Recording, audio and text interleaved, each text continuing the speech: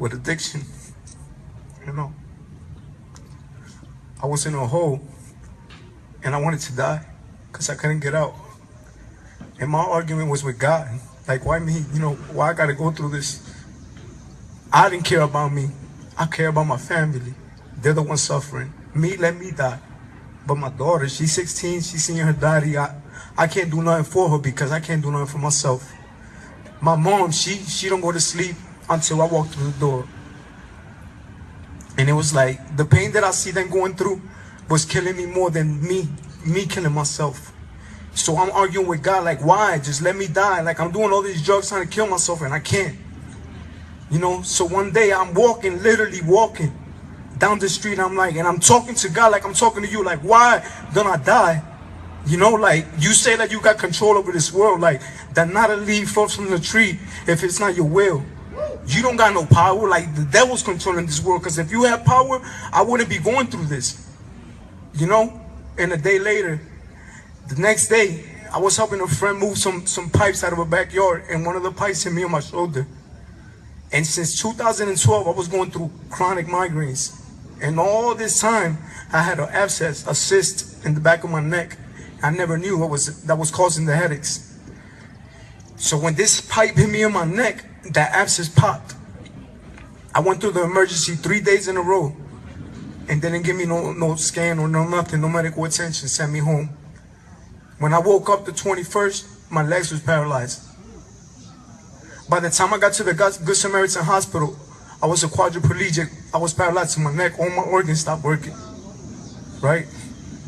Now, when I woke up and I was conscious, the first thought that came to my head was, the Holy Spirit said, who has control now? I was so thirsty. I mean, so thirsty that you couldn't imagine being in a desert with the sun beating you for hours. I mean, for hours. And all you want is just one drop of water. Not a whole cup, just one water. Just one drop. That's all I wanted. I had tubes in my mouth. Tubes coming out my stomach that I still have. Diapers today. You know, I just wanted one drop of water. And God said, who's going to quench your thirst now? Who has control now? I had to literally beg God, just beg him to forgive me. To forgive me. To come to him and be like, forgive me. I want to move again. I want to move again. I'm sorry. Because the pain that I see my mom go through beside that bed was nowhere near what I thought it was when she was in addiction. When she really saw me ready to die, I thought that the pain that I was causing her was for real. It wasn't nowhere near when she seen me when I was ready to die in that bed. I mean, she stayed 3 weeks without going home. I mean, literally 3 weeks, no showers, no nothing. Beside that bed, she told the doctor, I'm not going home until I know my son is gonna live. And you know what it was for me not even be able to speak to her because I had them tubes going down my throat. I got a hole in my neck, holes in my stomach, in my chest, holes everywhere. My whole spine is cut open. And I couldn't move not one finger from my neck down. Everything was in my mind. Everything was in my mind. I couldn't say nothing. And from a person that's jumping everywhere and so hyper from one day going to being paralyzed, I didn't know what to do. I had to call to God. And all he kept was doing is smacking me left and right. Boom, bam, boom, bam. Who got control now? And you know what I used to do every morning? I used to wake up and just pray. God, I want to move. Forgive me. And you know what? That when I asked for that forgive me, I felt a peace in my heart that, listen, it surpasses all understanding. That when he gave me that peace, and I just felt it in my heart that everything was going to be all right. I said, you know what? I'm cool.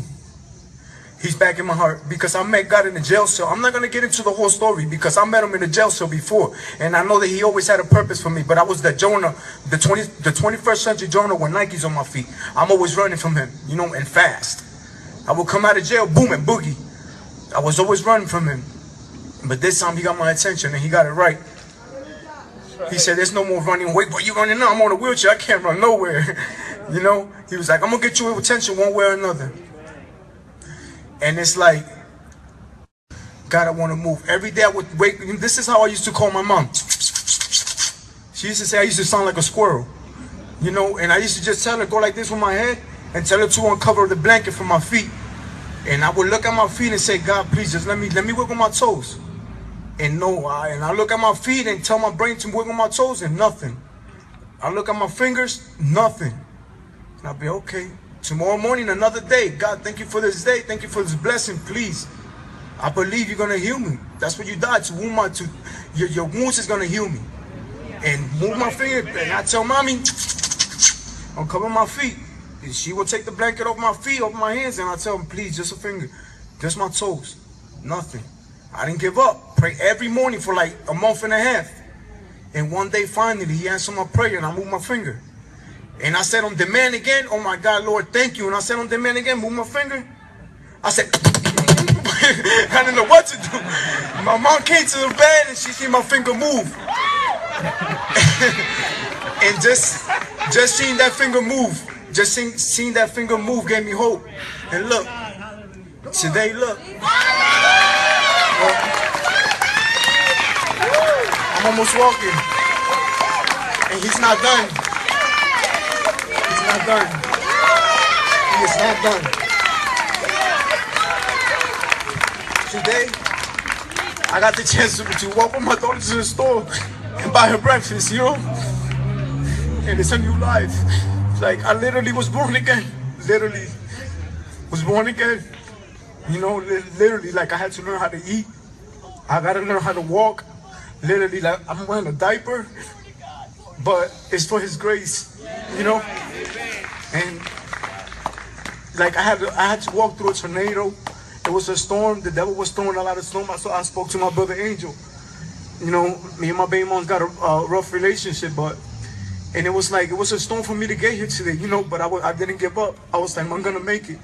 Even if, because I owe it to God, you know. It's not for me, it's for his glory. I owe it to him. And like I told my cousin, like I told my man that brought me in here, and I appreciate it. Like I owe it to God to be here and give my testimony, you know, and I hope it touches somebody, you know, it changes something. Because it's for his glory. Thank you, and I appreciate it. Thank you.